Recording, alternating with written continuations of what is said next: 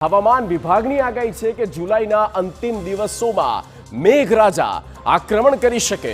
હાલ વરસાદે થોડો વિરામ લીધો, પણ લાગી રહ્યું છે કે આ વિરામ પછી આગામી દિવસમાં તોફાની ઇનિંગ જોવા મળશે। ત્યારે જુઓ આગામી દિવસમાં મુશળધાર વરસાદને લઈને હવામાન વિભાગની સૌથી નવી આગાહી।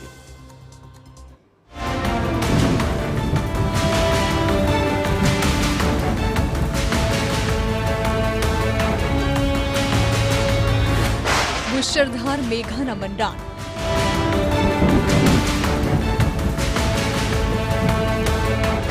એક સાથે ત્રાટકી 3 સિસ્ટમ, 7 દિવસ ગુજરાત સાવધાન।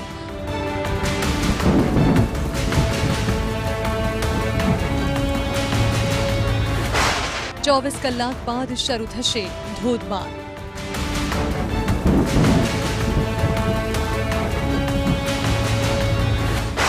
ઉત્તર ગુજરાતમાં ધોધમારની આગાહી,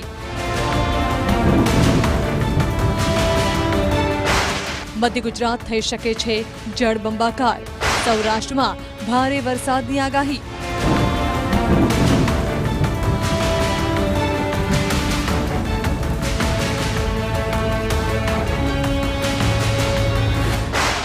દક્ષિણ ગુજરાતમાં પણ આવશે દમદાર।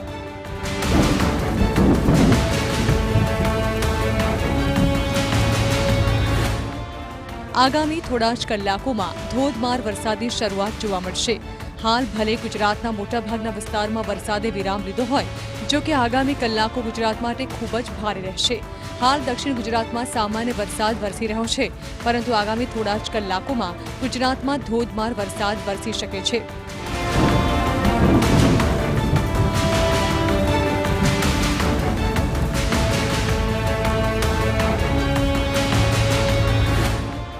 બંગાળની ખાડીમાં જે સિસ્ટમ બની છે તે ગુજરાત તરફ આગળ વધી રહી છે અને માનવામાં આવી રહ્યું છે કે આ સિસ્ટમ જુલાઈના અંતિમ દિવસોમાં ગુજરાતમાં મુશળધાર વરસાદ લાવી શકે છે। હવામાન વિભાગે પણ 25 જુલાઈ બાદથી ગુજરાતના અનેક જિલ્લાઓમાં ભારે વરસાદની આગાહી કરી છે। સૌથી પહેલા સાંભળો હવામાન વિભાગની શું છે સત્તાવાર આગાહી, જે બાદ આપને આગાહીકારોનું અનુમાન પણ સંભળાવીશું। रेनफॉल का वार्निंग दिया गया है कल से लेकर 25 तारीख से लेकर 29 जुलाई तक, और इसमें जो हेवी रेनफॉल का वार्निंग डे 2 में आ रहा है 25 जुलाई। इसमें इक्का दुक्का स्थानों में heavy rainfall warning yellow warning के साथ दिया गया। नर्मदा, तापी, डांग, नवसारी, वलसाड, दमन और दादरा नगर हवेली के लिए दिया गया है डे 2 25 जुलाई के लिए। और जो डे 3 में हेवी रेनफॉल वार्निंग दिया गया है दाहोद, छोटा उदयपुर, नर्मदा, देन सूरत, तापी, डांग, नवसारी, वलसाड, दमन, दादरा नगर हवेली के लिए और बहरूच के लिए भी दिया गया है। ગુજરાતમાં વરસાદ લાવે તેવી 3 સિસ્ટમ સક્રિય છે। પશ્ચિમ રાજસ્થાન પર સાયક્લોનિક સર્ક્યુલેશન પ્રવર્તી રહ્યું છે। આ સાથે મહારાષ્ટ્ર કેરળના દરિયા કિનારા સુધી ઓફશોર ટ્રફની સ્થિતિ બની છે। બંગાળની ખાડી પર એક લો પ્રેશર સર્જાયું છે। આ ત્રણેય સિસ્ટમ ગુજરાતમાં ધોધમાર વરસાદ લાવશે। હવામાન વિભાગે આગામી 7 દિવસ ગુજરાતમાં ભારેથી અતિભારે વરસાદ પડવાની આગાહી કરી છે। રાજ્યમાં અત્યાર સુધીમાં 39% વધુ વરસાદ થયો છે અને મેઘરાજાના મિજાજને જોતા લાગી રહ્યું છે કે આગામી દિવસોમાં હજુ પણ ધોધમાર વરસશે અને વરસાદની ટકાવારી હજુ પણ વધશે। 25 અને 26મી જુલાઈએ દક્ષિણ ગુજરાતના મોટાભાગના જિલ્લાઓમાં ભારે વરસાદ જોવા મળશે। 27મીએ ગુજરાતના મોટાભાગના વિસ્તારોમાં ભારે વરસાદની આગાહી છે। રવિવારે 3 જિલ્લામાં અતિભારે વરસાદની આગાહી આપવામાં આવી છે। અરવલ્લી, દાહોદ, છોટાઉદેપુરમાં અતિભારે વરસાદની આગાહીની સાથે ઓરેન્જ એલર્ટ આપવામાં આવ્યું છે। આ સાથે રાજકોટ અને સુરેન્દ્રનગર તેમજ બોટાદ, અમરેલી, ભાવનગર અને અમદાવાદ, પાટણ, બનાસકાંઠા, સાબરકાંઠા, ગાંધીનગર, મહેસાણા, ખેડા, આણંદ, મહીસાગર, ભરૂચ, સુરત, તાપી, નર્મદા, વલસાડ, નવસારી, ડાંગમાં ભારે વરસાદની આગાહી કરવામાં આવી છે। આ જિલ્લાઓમાં યેલો એલર્ટ આપવામાં આવ્યું છે। 28મી તારીખે બનાસકાંઠા, મહેસાણા અને સાબરકાંઠામાં અતિભારે વરસાદની સાથે ઓરેન્જ એલર્ટ આપવામાં આવ્યું છે। આ ઉપરાંત કચ્છ, રાજકોટ, મોરબી, સુરેન્દ્રનગર, બોટાદ, અમરેલી, ભાવનગર, અમદાવાદ, પાટણ, બનાસકાંઠા, સાબરકાંઠા, ગાંધીનગર, ખેડા, આણંદ, મહીસાગર, અરવલ્લી, વડોદરા, પંચમહાલ, દાહોદ, છોટાઉદેપુર, ભરૂચ, સુરત, તાપી, નર્મદા, વલસાડ, નવસારી, ડાંગમાં યેલો એલર્ટ આપવામાં આવ્યું છે। આ જિલ્લામાં ભારે વરસાદની આગાહી કરવામાં આવી છે।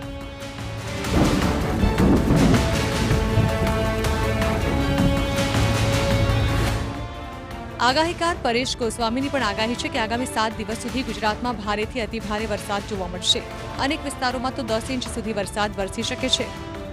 અત્યારે જે ટ્રેક છે, જો એ જ ટ્રેક મુજબ આ સિસ્ટમ આવે તો આ સિસ્ટમને કારણે મધ્યપ્રદેશ બોર્ડર લાગુ વિસ્તારના તમામ જિલ્લાઓ, મધ્ય ગુજરાતના જે તમામ જિલ્લાઓ હોય, આણંદ, નડિયાદ, ખેડા, ગાંધીનગર, અમદાવાદ, વિરમગામ, આ તમામ વિસ્તારોની અંદર ભારે વરસાદ અને ઉત્તર ગુજરાતના અરવલ્લી, સાબરકાંઠા, બનાસકાંઠા, પાટણ, મહેસાણા, વાવ-થરાદ એ તમામ વિસ્તારોની અંદર 26 થી લઈ અને 31 તારીખમાં ભારે વરસાદ પડશે. દક્ષિણ ગુજરાતમાં પણ મધ્યમથી સારો વરસાદ પડે અને સૌરાષ્ટ્રની અંદર પણ મધ્યમ વરસાદ પડે તેવી શક્યતાઓ છે.